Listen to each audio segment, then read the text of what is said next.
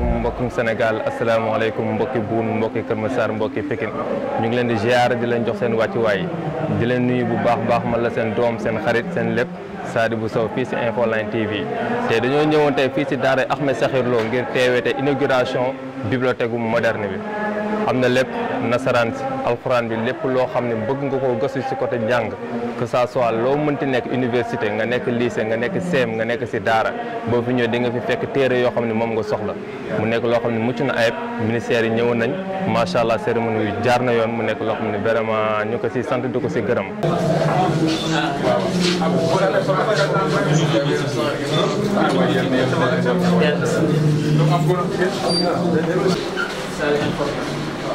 saal bële ci beneen bi ne muraaja xale yi ci demee bay war a réviser waaw maanaam saal de révision ci wàllu informatique maanaam fii la ñuy jëlee dal maanaam fii la ñuy jàng ci mooy saal nga xam ne fii la ñu formé fii la ñu jël fii la ñuy jàng waaye suñu demee nag léegi maanaam bëgg ñu ngi leen di nuyu ginnaaw bu ñu sante borom bi tabaraka wa taala ñaanal yonent bi sallallahu alayhi wa sallam ginnaaw nuyoo boobu ñuy dalal mbooleem ñi fi teew di leen wàcc seen wàccuwaay waaye di ci jiital ñi nga xam ni ñoo teewal nguur gi. Honorables invités, mesdames, messieurs, à cette époque de mon discours, je voudrais me féliciter de la mise en place de la bibliothèque qui vient compléter le projet éducatif de l'Institut. Sans détour inutile, je confirme que votre réalisation est aux normes, avec une capacité de 12 000 livres et une dizaine d'ordinateurs connectés sur Internet. Vous offrez aux 1900 pensionnaires de l'Institut et aux 157 employés la possibilité d'être de bons citoyens du monde par ce couvert au souffle fécondant du monde tout en restant bien enraciné dans nos valeurs de civilisation. C'est donc dire que votre initiative est à la fois noble et généreuse. Elle est surtout ambitieuse compte tenu des enjeux importants du développement de la lecture et du rôle que cette dernière peut jouer en vue d'éradiquer les maux et autres préjugés qui obèrent de nos jours le développement de nos sociétés. L'acquisition par le livre et la lecture du savoir, du savoir-faire et du savoir-être participe de manière déterminante au renforcement des capacités de chaque individu et à toute la collectivité. C'est pourquoi le livre et la lecture sont désormais partie prenante de la demande sociale des populations. Asalaamaaleykum wa rahmatullah maa ngi nuyu ñi ñuy seetaan ci Info Line man la El Hadji Malick Seck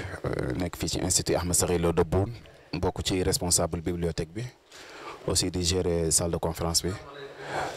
li ñu fi dajale tey mooy cérémonie de lancement ou d'ouverture bu bibliothèque bi nga xam ne c'est bibliothèque publique la nga xam ni war naa am ci li ñu évaluer minimum 12 000 ouvrages dina si nekk léegi moom lañ doon def cérémonie d'ouverture bi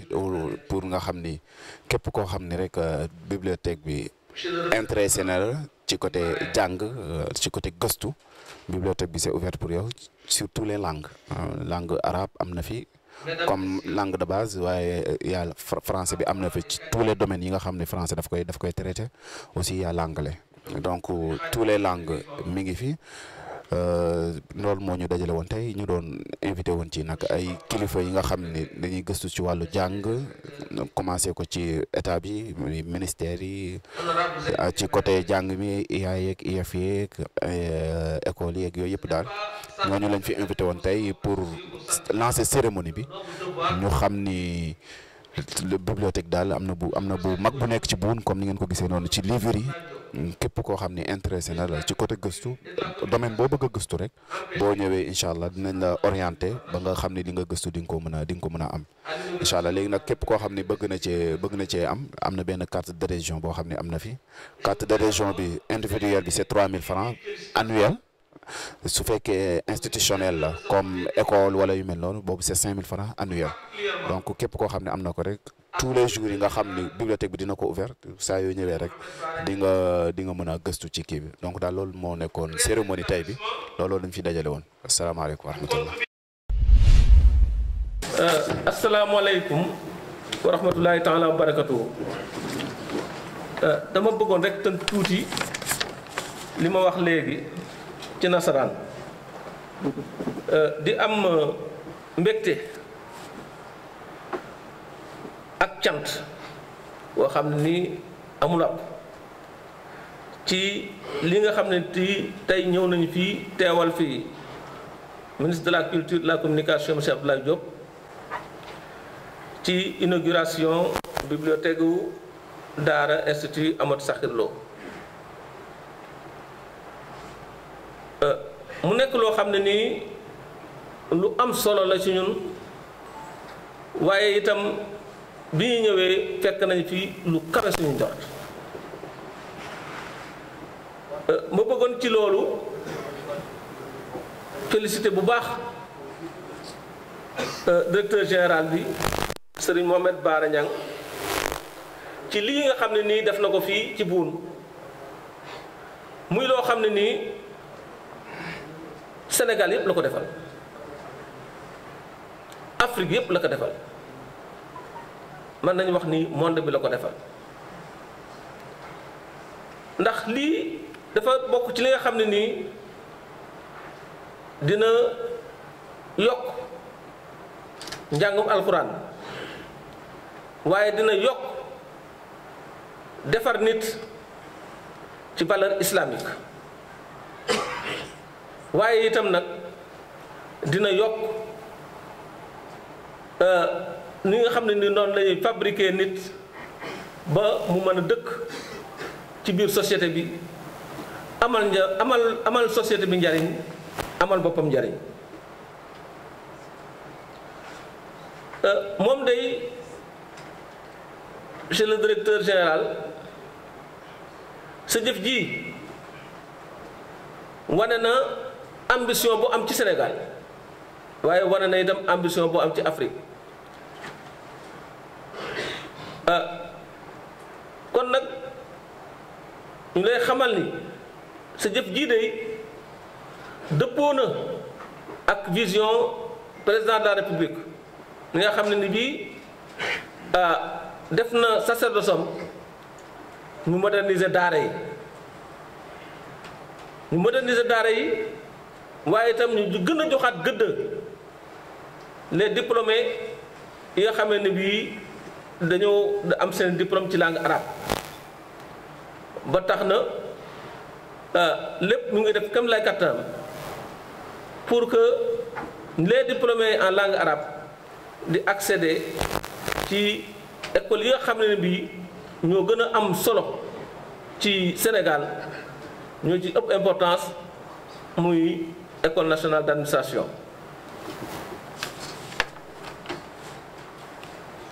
bibliothèque bi nekk na bibliothèque boo xam ne nii maanaam bu rëy la nekk na itam bibliothèque boo xam ne nii construire nañu ko ci norme yi nga xamee ne bii mooy norme yi gën a am solo norme yi nga xam ne moo gën a nekk actuel ci réew ci àddina bi am na capacité fukki junni ak ñaar ci ay livres ak ay ordinateurs de dernière génération te wax nañ itam ni lu tolloog ci téeméer ak juróom-ñaar ci ay nit ñu fi liggéey kon nag yaa ngi liggéeyal Sénégal yaa ngi liggéeyal àddina bi yaa ngi liggéeyal Afrique yëpp. sa initiative bi bokk na ci initiative yu gën a noble ndey ñu ngi lay sant ci turu président de la République ci turu ministre de la culture et de la communication di la xamal ni day bu sénégalais yépp defoon ni yow kon dina weesu fii nga xam ne ni fi lañ nekk tey ndax livre dafa baax ndax day yokk xam-xam waaye itam day defar nit ci li mu war a xam ak li mu war a doon ak li mu war a nekk kon nag ñun daal ñu ngi lay sant bu baax di la xamal ni la bibliothèque bi bu soobee yàlla ministère de la culture et de la communication dina ci gën a jàpp bu baax a baax a baax a baax ndax kat li ñu fi fekk de yàlla xam na ne bi ñuy ñëw xalaatuñu woon ni dina fekk lu mel nii ba tax na ñu ngi lay suggérer itam nga def benn requête boo xam ne da nga koy adressé ministère de la communication def ci liste livre yi nga xamee ne bii moom nga soxla parce que am na yoo xam ne nii yéen a ngi koy xam bu ko defee bu ñëwee bu soobee yàlla maa ngi ànd ak sama collègue bi muy directeur du livre et de la lecture bu ñëwee ci moom lay dem te incha allahu dinañ ci taxaw suñ kem lay kattan ba lii fi nekk itam ñu mën cee yokk bu baax a baax a baax sëriñ bi loolu moo nekkoon ay kàddu yoo xam ne nii bëggoon nañu ko andi la xamal ni dégg nañu sa doléance bi nga xamee ni fixé nga ko bu soobee yàlla dinañ ci taxaw suñu kem lay kattan ndax kii kat bërigo la bu nekk ci mbarka boo tegee sa loxo mu dem boo tegul sa loxo mu dem kon nag ñun bu soobee yàlla fas nañ ci yéen a teg suñu loxo bu baax a baax a baax ndax ñu bokk ci ndam li ñu ngi lay sant bu baax di la gërëm di la indil encore une fois nuyoo ak cant Abdoulaye Diop moom moo naroon a ñëw sax tey loolu la jàppoon wante tey ci fajar dafay jóge ànd ak président Côte d'Ivoire moo ko teree ñëw waaye moom moo jàppoon ni day ñëw bu ñu demee itam dinañ ko rendre compte ndax li ñu fi gis kat neex naa wane neex naa nettali ñu ngi leen di sant di leen gërëm wasalaam. bismillahi rahmaani rahim alhamdulillahi rabbil alamin wasalaatu wasalaam ala nabina muhammad wa ala alihi wa sahbihi ajmain asalaamaaleykum wa rahmatullahi wa barakatuh man maa ngi tudd Mouhamadou Niang maa ngi juddoo Kër Banda Niang ci région Thiès département Thiénaba région Thiès arrondissement Thiénaba bokk ci donga yi Cheikh Ahmad Sakhir Lo rahmatullahi alayhi formé. lan nga ciy daara ji. man la yàlla nattoo ma samp daara ji 1995. li nga dellusiwaat tey li ñu fi dajale. li ñu fi dajale tey mbégte mu rëy la ci ñun ñëpp ñi nga xam ni xam-xam itteel na leen waaye jëm kanamuk réew mi itteel na leen ndax li ñu fi tasale tey mooy luy gën a mën a wisaare xam-xam ci ndaw ñi xam-xam moom nga xam ni li ëpp solo ci doomu aadama muy xel moom xam-xam moom moo koy defar ñu daje woon fi tey nag pour ubbi bibliothèque bu mag bu ñu duppooyee Cheikh Ahmad Sakhir Lo rahmatullahi alayhi mi nga xam ni def na lu rëy ci xam-xam lu àdduna dul mën a fàtte loolu tey moo ñu fi dajale woon. bibliothèque bi ñaata téere ñoo si. maanaam lu mu néew ëpp na fukki junniy téere ak ñaar loolu la ñu xayma woon bu njëkk waaye bi nga xamee ni commencé nañu départ gis nañ ni dana ëpp loolu fuuf mën na koo lem ñaari yoon bu ci yàlla andi. alors bibliothèque bu mel nii lan la mën a indi lan la mën a yokk si njàngum xale. mën na cee yokk lu bari waxuma la njàngum xale yi waaye nafaruk mag ñi sax da cee mën a yokk lu bari ndax bu ñu xoolee ni àdduna di doxe tey gis nañ ni téere dañ ko xaw a ginnaawal ndax wooy xarale yu bees yi booy xool daanaka lépp loo soxla rek portable bi nga yor mu ngi ci biir waaye tey la ngay jëfandikoo foofu ak la ngay jëfandikoo ci téere daf dul nekk benn loolu nag la ñu bëgg a soññiwaat ndaw ñi bu baax a baax ñu gën a mën a duggaat ci bibliothèque yi gën a mën a fonk téere gën a mën a liir ak boo xoolee ci bu njëkk suñu mag ñi dañ daan dox dëkk ak dëkk bu sori pour dem rek ci benn téere boo xam ne seen morom rek ko am ñu dem foofu pour toog fa ñaari fan ñett bindu ko mën a indiwaat mais booy gis coono bi nga xam ne sonnoon nañ ko ci gëstu xam-xam tax na ba li ñu xam ni mu barkee dafa jéggi dayo kon nag loolu moo tax ñu bëgg gën a góorgóorluwaat gën a soññiwaat xale yi baax a baax ñu delluwaat ci téere yi incha allah. ci wàllu koppar ñaata ngeen def taxawal waaw buñ ci boolewul bâtiment bi ak li ne ci biir ci wàllu électricité ak yu mel noonu jël rek matériel yi nga xam ne li ko tax a jóg mooy bibliothèque bi kese léegi plus de 42 millions bi ñu départ rek léegi jot naa dugg kon nag day tekki ci 42 millions yooyu am na 10 millions yu teg yoo xam ni pour téere rek la sans compter li ñu may te bu ngeen di xool daanaka ñaari rayon yu teg tuuti rek la ñu am léegi kon loolu day tekki ni bibliothèque bi bu àggee fa ñu jëm plus de 100 millions wala lu ko ëpp mën na caa dem. L'appréciation que nous faisons de cette cérémonie, c'est que vraiment nous étions venus représenter M. Abdoulaye Diop, ministre de la Culture et de la Communication, à l'inauguration de la bibliothèque Amadou Sakhir Lo. Lorsque nous sommes venus, vraiment nous avons été très émerveillés de ce que nous avons vu. Nous avons vu vraiment une bibliothèque qui a été construite selon les dernières normes. Les normes les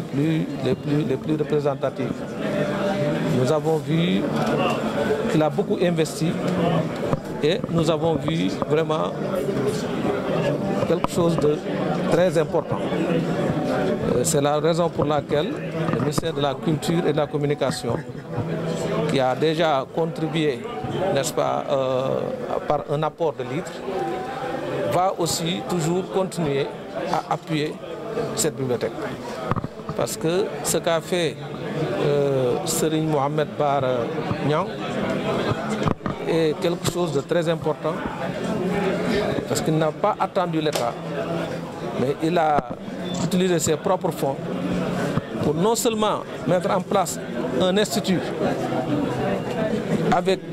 1900 pensionnaires, mais en plus de cela, il a mis en place une bibliothèque d'une capacité de 12 000 livres. Je crois que ça, c'est quelque chose de très important que l'État doit appuyer. Et Inch'Allah, l'État a appuyé et l'État va continuer à appuyer ce que vraiment M. Mohamed Bar Niang a fait. Dans votre discours, vous avez dit tout à l'heure, cela participe à la modernisation de Bara. Voilà, j'ai dit qu'effectivement, ce qu'a fait M. Niang est en phase avec la vision du chef de l'État, le président Macky Sall, qui effectivement attache une importance particulière à la modernisation des Dara. C'est pourquoi nous avons dit qu'il est en phase avec l'État et l'État va continuer effectivement à l'appuyer, Inch'Allah. L'État a été invité à recruter des sortants du Dara. Aujourd'hui, quelle est votre réaction? Bon, je crois que dans ce cadre-là, je crois que le président de la République est en train effectivement de faire en sorte que les diplômés en langue arabe effectivement puissent intégrer les plus hautes, les plus grandes écoles, n'est-ce pas? Aujourd'hui, les trucs en langue nationale, les diplômés en langue nationale, n'est-ce pas, accèdent à l'école nationale d'administration, n'est-ce pas? Et je crois que tous les sortants de cette école accèdent effectivement à l'administration. Donc, les représentants les diplômés en langue nationale, effectivement, sont des citoyens et ils sont recrutés dans les mêmes conditions que ceux qui sont diplômés en langue française. Alors, cette initiative montre que les responsables des daara modernes ont pris les devants et donc accompagnent l'État. Aujourd'hui, où en êtes-vous avec le projet de modernisation des daara modernes? La situation générale, c'est quoi? Bon, la situation générale, c'est que le projet continue son chemin. Je crois que le président a donné des instructions pour la modernisation des daara et le projet, effectivement, est en train de suivre son cours. Voilà. ok ci wolof. waaw ci wolof dañoo ñëwoon tey représenté fi le ministre de la culture et de la communication Abdoulaye Diop ci inauguration bibliothèque bi nga xamee ni bii Serigne Mohamed Bara Niang moom moo ko def fii ci Boune. mu nekk loo xam ne itam waxuma la sax bibliothèque bi waaye man bi may visité institut bi ak li nga xam ne fekk nañu ko fi ci investissement bu mu réalisé waxuma la sax investissement bi. waaye qualité investissement bi ñu fi fekk ñun kawe na suñu njort rax ci dolli mu def bibliothèque boo xam ne ni bii nekk na mën naa am capacité 10,000 livres ak ñaar mu nekk itam institut boo xam ne nii itam 1900 pensionnaires ñu ngi fi muy employé 157 personnes kooku. Vraiment mi ngi contribuer ci développement réew mi ngi contribuer ci développement Sénégal donc loolu moo tax ñun bi nga xamee ne bii kii na le ministère de la culture par le biais donc de la direction du livre et de la lecture apporté na ci ay quelques ouvrages yoo xam ne nii andil na ko te fas nañu yéene itam loolu ñu continuer ko moo tax ne ko aussi bu soobee yàlla dina def requête boo xam ne dina préciser. Les livres yi nga xam ne moom la bëgg pour compléter bu soobee yàlla ñu it bu ñëwee dinañ ci taxaw lu ñu mën a lu ñu mën. nee nga aussi dañuy jàppale nguur gi ci wàllu modernisation des daara. waaw lii mu def nii dafa jàppale nguur gi ci wàllu modernisation des daara parce que président de la république dañul di wax ni daara yi nañ leen moderniser bu ñu leen moderniser xale yi mën a jàng dans d'excellentes conditions te lii mu def. contribuer nañu xam nga pensionnaires yoo xam ne nii sont à l'internat 1900 personnes n'est-ce pas nga defal leen bibliothèque boo xam ne nii lépp lu ñu soxlaa gëstu du ñu génn fii ñu nekk waxuma la xale yi waaye mag ñi sax mën nañ ciy nafar mag ñi xam ne nii jàng nañ ba pare wala ñuy def ay recherche mën nañ ci nafar nekk na itam loo xam ne nii dina gën a développer islam ndax njàngum alxuraan dina gën a yokku waaye alxuraan day defar nit. alxuraan moom mooy li nga xam ni moo gën a complet pour defar nit ak ndax valeurs yi muy joxe ak li muy jàngale ci dund nit ki ci boppam mais dund nit ki aussi ci biir société bi donc vraiment lii dina jàppale le président de la République sur la modernisation des daara et incha allah projet boobu itam wax nañ ni démarré nañu ko incha allah état bi démarré na ko te bëgg na ko poursuivre incha allah. ngeen sant leen gërëm. voilà jërëjëf.